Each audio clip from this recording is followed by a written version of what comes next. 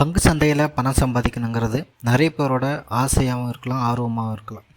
So அப்படி பங்குச்சந்தையில் பணம் சம்பாதிக்கணும்னு ஆர்வமாகவும் ஆசையாகவும் இருக்கிறவங்களுக்கு பங்குச்சந்தைனா என்ன, அது எப்படி இயங்குது, பங்குச்சந்தையில் ஒரு நிறுவனம் தன்னோட பங்குகளை ஏன் விற்கிறாங்க, எதற்கு விற்கிறாங்க, எப்படி விற்கிறாங்க, இந்த பங்குச்சந்தையை கட்டுப்படுத்துறது யார் அப்படின்னு நிறைய கேள்விகள் இருக்கும். அந்த கேள்விகள் எல்லாத்துக்குமே இந்த வீடியோவில் பதில் இருக்குது. வாங்க வீடியோக்குள்ளே போகலாம். நான் ஜிபிஆர். முதல்ல பங்குச்சந்தை அப்படின்னா என்ன அப்படிங்கிறத நம்ம தெரிஞ்சுக்கணும். ஸோ ஃபஸ்ட்டு ஸ்டாக் மார்க்கெட் அப்படின்னா என்னென்னா, ஒரு நிறுவனத்தோட பங்குகளை பொதுமக்கள் வாங்கவோ விற்கவோ செய்கிற இடம் தான் ஸ்டாக் மார்க்கெட். ஸோ கம்பெனிஸ் எல்லாமே என்ன பண்ணணும், தன்னோட ஷேர்ஸை ஸ்டாக் மார்க்கெட்டில் லிஸ்ட் பண்ணுவாங்க. அதை நம்ம வாங்கவோ விற்கவோ செய்வோம். இந்தியாவை பொறுத்த வரைக்கும் பார்த்திங்கன்னா 2 ஸ்டாக் மார்க்கெட் இருக்குது. ஒன்று என்எஸ்சி, இன்னொன்று பார்த்திங்கனாக்கா பிஎஸ்சி. அடுத்து நம்ம ஸ்டாக் மார்க்கெட் அப்படின்னா என்ன நம்ம தெரிஞ்சிட்டோம். அடுத்து நம்ம என்ன பார்க்கணும் அப்படின்னு பார்த்திங்கன்னா, ஸ்டாக் மார்க்கெட் எப்படி இயங்குது. இப்போ பார்த்திங்கன்னா அதுக்கு முன்னாடிலாம் பார்த்திங்கன்னா ஸ்டாக் மார்க்கெட்டுங்க அப்படிங்கிறது நேராக ஸ்டாக் மார்க்கெட் போவாங்க. ஸோ அங்கே ஆக்ஷன் நடக்கும். அதில் நேரடியாக என்ன பண்ணாங்க, ஒரு நிறுவனத்தோட பங்குகளை வாங்கவோ விற்கவோ செய்வாங்க.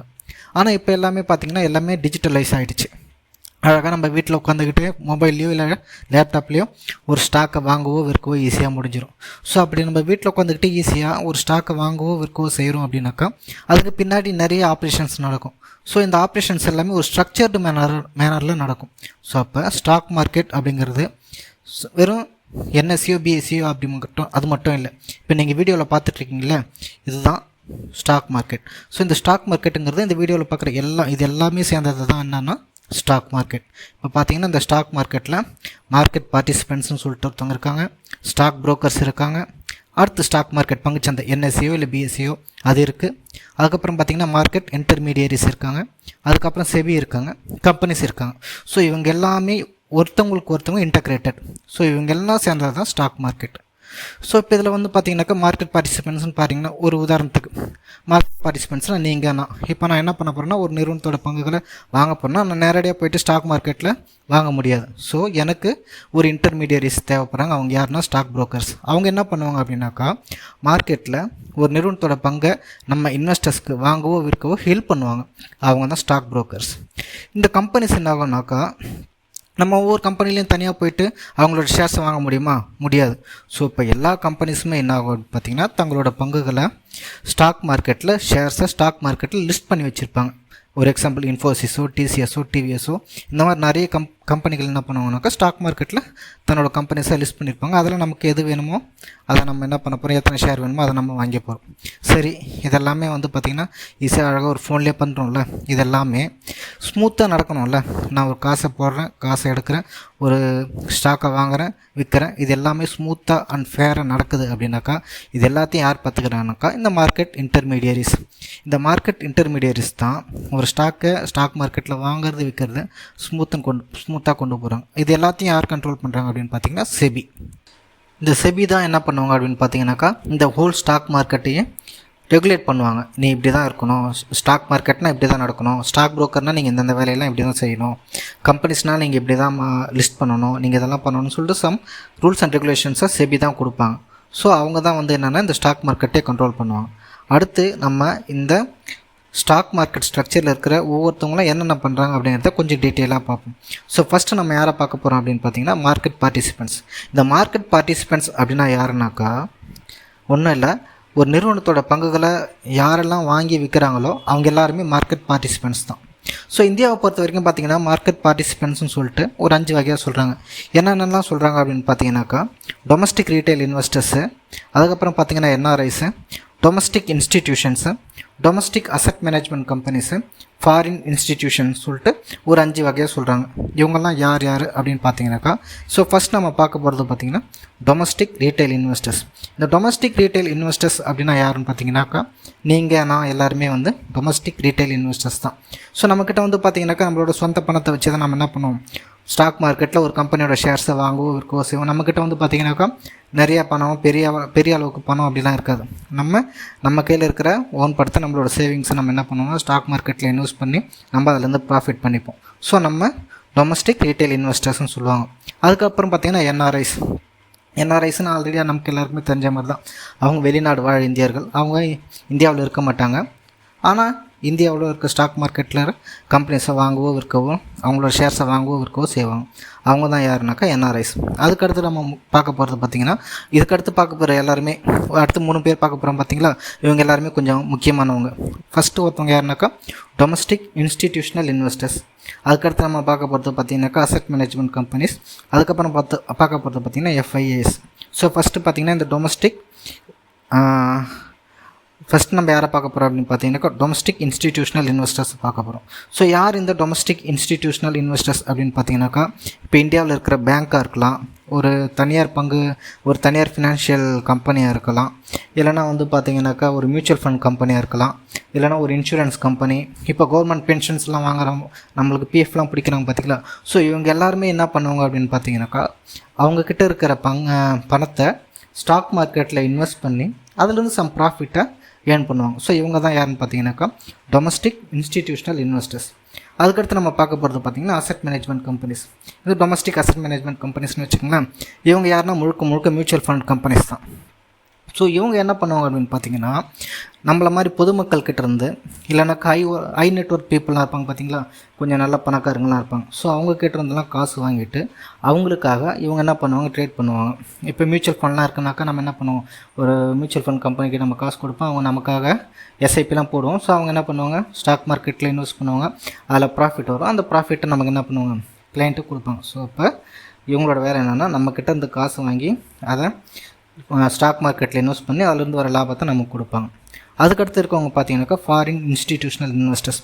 இவங்க பார்த்திங்கன்னா இப்போ முன்னாடி பார்த்தோம் பார்த்திங்களா, டொமஸ்டிக் இன்ஸ்டிடியூஷனல் இன்வெஸ்டர்ஸு, அப்புறம் அசெட் மேனேஜ்மெண்ட் கம்பெனிஸ். இதே மாதிரி தான் இவங்களும் மிகப்பெரிய நிறுவனம்.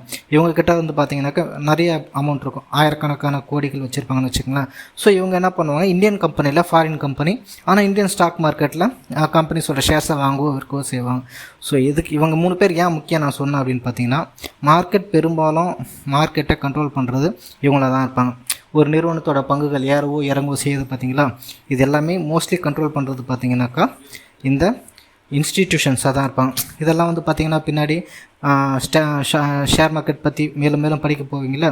ஸோ அப்படி படிக்கும்போது பார்த்திங்கனாக்கா உங்களுக்கு இன்னும் ரொம்ப நல்லா புரியும், இது இவங்களோட இவங்க என்னெல்லாம் பண்ணுறாங்க அப்படிங்கிறது உங்களுக்கு நல்லா தெரிய ஆரம்பிக்கும்.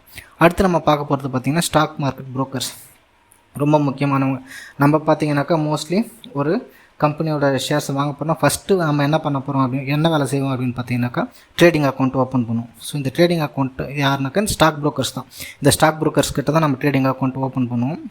அப்படி ஓப்பன் பண்ண நம்ம என்ன பண்ணோம், இந்த ஸ்டாக் புரோக்கர்ஸ் என்ன பண்ணுவாங்கன்னா, நமக்காக ஸ்டாக் மார்க்கெட்டில் ஒரு ஸ்டாக்கை வாங்கவோ விற்கவோ இவங்க ஹெல்ப் பண்ணுவாங்கன்னு சொல்கிறேன். நல்லா பார்த்துங்க. என்னென்னா, ஒரு எக்ஸாம்பிள் சொல்கிறேனே. இப்போ வந்து பார்த்திங்கன்னா நம்ம ஒரு இன்வெஸ்டர்ஸ் என்ன பண்ணுவோம்னாக்கா, ஸ்டாக் புரோக்கர்கிட்ட ஒரு ஆர்டரை பை பண்ணு அப்படின்னு சொல்லிட்டு நம்ம சொல்லுவோம். ஸோ இந்த ஸ்டாக் புரோக்கர் என்ன பண்ணுவாங்கனாக்கா, ஸ்டாக் எக்ஸ்சேஞ்ச் இருக்கு இல்லைங்களா, அவங்கக்கிட்ட போய்ட்டு இந்த மாதிரி இந்த ஆர்டரை சென்ட் பண்ணுவோம். அவங்க என்ன பண்ணுவாங்கனாக்கா, ஸ்டாக் மார்க்கெட்டை அந்த ஆர்டரை எக்ஸிக்யூட் பண்ணி மறுபடியும் ஸ்டாக் புரோக்கருக்கு அதை சென்ட் பண்ணுவாங்க. உங்களோட ஆர்டரை நாங்கள் வாங்கியாச்சு அப்படின்னு சொல்லிட்டு ஸ்டாக் புரோக்கருக்கு சென்ட் பண்ணுவோம். இந்த ஸ்டாக் புரோக்கர் என்ன பண்ணுவாங்க, அகைன் நமக்கு என்ன பண்ணுவாங்க, நீங்கள் சொன்ன இந்த பர்டிகுலர் ஆர்டர் வாங்கியாச்சு அப்படின்னு சொல்லுவாங்க. விற்கிறதும் அதே மாதிரி தான். ஸோ நம்ம வந்து விற்கணும் அப்படின்னு சொல்லிட்டு ஸ்டாக் புரோக்கர்கிட்ட சொல்லணும். ஸ்டாக் புரோக்கர் என்ன பண்ணுவாங்கன்னு பார்த்தீங்கன்னாக்கா, அதை ஸ்டாக் எக்ஸ்சேஞ்சுக்கு சொல்லுவாங்க. அவங்க அந்த ஆர்டரை எக்ஸிக்யூட் பண்ணுவாங்க. எக்ஸிக்யூட் முடிச்சதுக்கப்புறம் திருப்பி ஸ்டாக் புரோக்கருக்கே அதோட கன்ஃபர்மேஷனை கொடுப்பாங்க. ஸ்டாக் புரோக்கர் நம்மக்கிட்ட ஓகே, உங்களோட செல் ஆர்டர் முடிஞ்சு போச்சு அப்படின்னு சொல்லிட்டு சொல்லுவாங்க. ஸோ இவங்க தான் என்ன யாருனாக்கா ஸ்டாக் புரோக்கர்ஸ். அதுக்கடுத்து நம்ம இந்தியாவில் பார்த்திங்கனாக்கா நிறைய ஸ்டாக் புரோக்கர்ஸ் இருக்காங்க. ஃபார் எக்ஸாம்பிள் பார்த்திங்கன்னா ஜெரோதா, அப்ஸ்டாக்ஸு, தன்னு, அதுக்கப்புறம் பார்த்திங்கனாக்கா ஏஞ்சல் ஒன், இந்த மாதிரி நிறைய ஸ்டாக் புரோக்கர்ஸ் பார்த்திங்கனாக்கா இந்தியாவில் இருக்கிறாங்க. ஸோ அவங்கவுங்க ஒவ்வொருத்தவங்களும் என்ன பண்ணுவாங்க பார்த்திங்கனாக்கா, சம் கமிஷன்ஸை வச்சுக்கிட்டு அவங்க என்ன பண்ணுவாங்க, நமக்கு ஒரு ஸ்டாக் மார்க்கெட்டில் ஒரு ஸ்டாக்கை வாங்கவோ விற்கவோ நம்மளுக்கு ஹெல்ப் பண்ணுவாங்க. அடுத்து நம்ம பார்க்க போகிறது யாருன்னு பார்த்திங்கனாக்கா மார்க்கெட் இன்டர்மீடியரிஸ். ரொம்ப முக்கியமானவங்க. இந்த மார்க்கெட் இன்டர்மீடியரிஸ் தான் நம்ம என்ன பண்ணுவோம் அப்படின்னாக்கா, நம்ம டிஜிட்டலாக ஒரு கம்பெனியோட ஸ்டாக்கை வாங்கவோ விற்கவோ நம்ம செஞ்சிடறோம். ஆனால் அதுக்கு ஒரு ப்ரூஃப் வேணும்ல. இப்போ வந்து பார்த்திங்கனாக்கா நம்ம வந்து ஒரு சொத்தை வாங்கவோ விற்கவோ செய்கிறோம். அப்படி வாங்குறோன்னு வச்சுங்களேன், நமக்கு ரிஜிஸ்டர் ஆஃபீஸில் நமக்கு என்ன பண்ணுவாங்க, சொத்து பத்திரம் கொடுப்பாங்க. அந்த மாதிரி இப்போ நான் டிஜிட்டலாக ஸ்டாக் மார்க்கெட்டில் ஒரு கம்பெனிஸோட ஷேரை வாங்குறேன் அப்படின்னாக்கா, நீங்கள் வாங்கியிருக்கீங்க அப்படிங்கிறதுக்கான ப்ரூஃப் என்னன்னாக்கா, டிஜிட்டலாக ஒரு சர்டிஃபிகேட்டை க்ரியேட் பண்ணி கொடுப்பாங்க. இந்த சர்டிஃபிகேட்டை க்ரியேட் பண்ணி கொடுக்குறது எல்லாமே வந்து பார்த்திங்கன்னா, இந்த மார்க்கெட் இன்டர்மீடியேட்ஸில் இருக்கிற டெபாசிட்டர்ஸு, டெபாசிட்டரி பார்ட்டிசிபென்ட்ஸ், இந்த மாதிரியான ஆட்களோட வேலை. ஸோ இதில் இருக்கிறவங்க, இதில் மார்க்கெட் இன்டர்மீடியேட்ஸ்னால் யார் யார் இருக்காங்க பார்த்தீங்கன்னா, டெபாசிட்டரிஸ் இருக்காங்க, டெபாசிட்டரி பார்ட்டிசிபென்ட்ஸ் இருக்காங்க, பேங்க்ஸ் இருக்காங்க, அதுக்கப்புறம் வந்து பார்த்தீங்கன்னாக்கா கிளியரிங் கார்பரேஷன்ஸ் இருக்காங்க.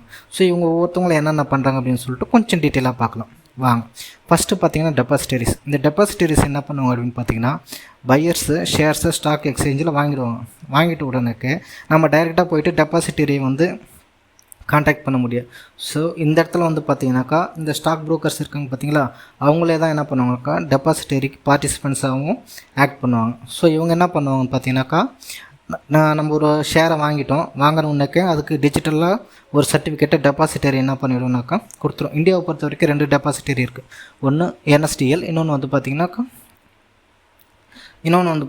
CDSL. ஸோ இவங்க 2 பேர் தான் வந்து பார்த்திங்கன்னா இந்தியாவில் இருக்க டெபாசிட்டரி. இதில் வந்து பார்த்திங்கன்னா NSDL வந்து பார்த்திங்கன்னா NSCக்காகவும், CDSL வந்து பார்த்திங்கன்னா BSCக்காகவும் ஒர்க் பண்ணுறாங்க.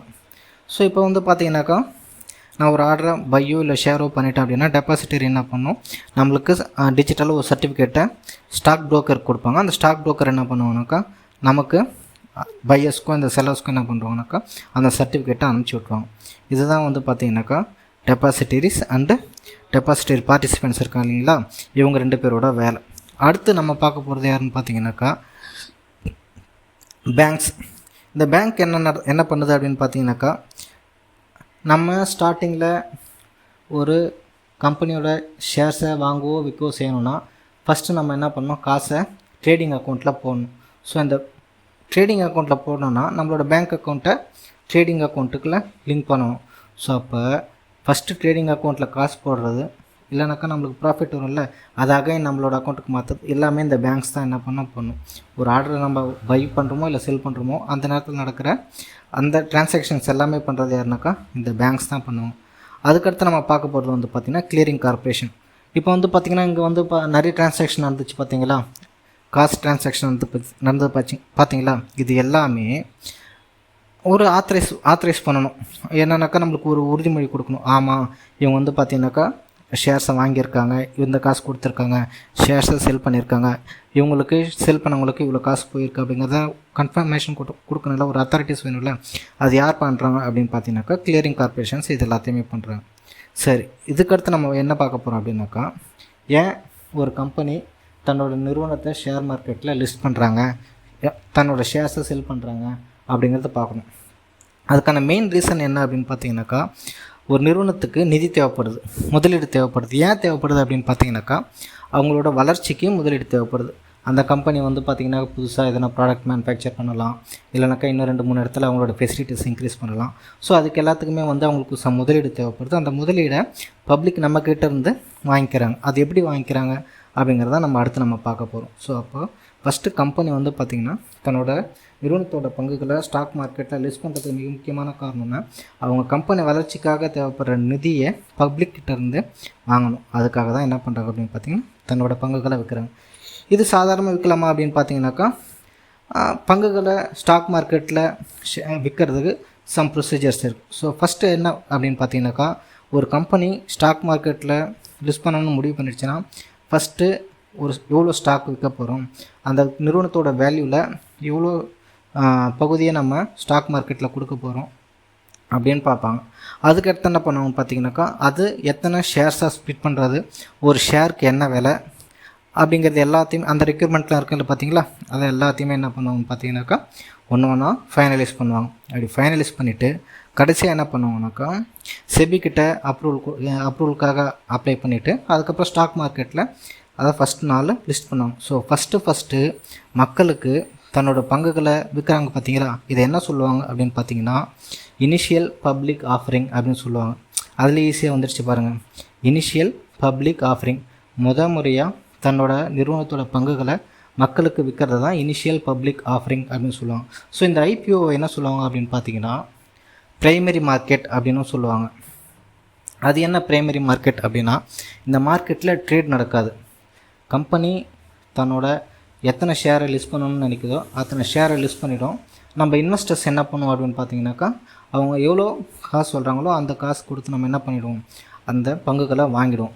அப்படி ஃபஸ்ட்டு ட்ரேட் நடக்குது பார்த்தீங்களா, டைரெக்டாக ஒரு நிறுவனத்தோட பங்குகளை வாங்குகிறோம் பார்த்தீங்களா, இது ப்ரைமரி மார்க்கெட் அப்படின்னு சொல்லுவாங்க.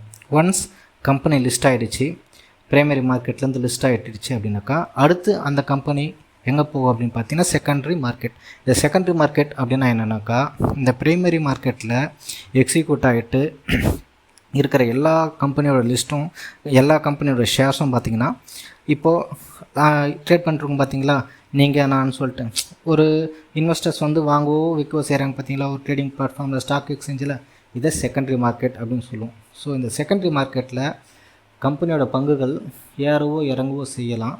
அது எப்படின்னாக்கா, ஒரு இன்வெஸ்டர்ஸ் அவங்களோட பங்குகளை வாங்கவோ விற்கவோ செய்வாங்க. இது செகண்டரி மார்க்கெட். ஆனால் பிரைமரி மார்க்கெட்டில் பங்குகள் ஏறுறது இறங்குறது அதெல்லாம் எதுவுமே இருக்காது. அவங்க இனிஷியலாக ஒரு ப்ரைஸ் பேண்டை என்ன பண்ணியிருப்பாங்கன்னு பார்த்தீங்கன்னாக்கா ஃபிக்ஸ் பண்ணியிருப்பாங்க. அந்த காசு கொடுத்து நம்ம வாங்குவோம். ஸோ இதுதான் ஸ்டாக் மார்க்கெட். இது எல்லாருமே யார் கண்ட்ரோல் பண்ணுறாங்க அப்படின்னாக்கா, செபி தான் கண்ட்ரோல் பண்ணுவோம். இப்போ பார்த்தீங்கன்னா ஸ்டாக் புரோக்கர்னு இருக்காங்கனாக்கா, இவங்க வந்து எவ்வளோ கமிஷன் வாங்கணும், இன்வெஸ்டர்ஸ் கிட்ட எவ்வளோ கமிஷன் வாங்கணும், ஸ்டாக் மார்க்கெட்டில் இவங்களுக்குன்னு சர்டன் ரூல்ஸ் அண்ட் ரெகுலேஷன்ஸ் இருக்கும். ஸ்டாக் மார்க்கெட்டில் சர்டன் ரூல்ஸ் அண்ட் ரெகுலேஷன்ஸ், இந்த மார்க்கெட் இன்டர்மீடியட்ஸ் இதெல்லாம் எப்படி நடக்கிறது, இது எல்லாத்தையுமே யார் கண்ட்ரோல் பண்ணுவாங்க அப்படின்னு பார்த்தீங்கன்னா செபி தான் கண்ட்ரோல் பண்ணுவாங்க. சரிங்களா, இதுதான் ஸ்டாக் மார்க்கெட்டோட பேசிக்ஸ். இந்த வீடியோ உங்களுக்கு ஒருவேளை பிடிச்சிருந்தா இதை உங்களோட ஃப்ரெண்ட்ஸ்க்கு ஷேர் பண்ணுங்கள். என்னோடய சேனலை சப்ஸ்கிரைப் பண்ணுங்கள். வணக்கம்.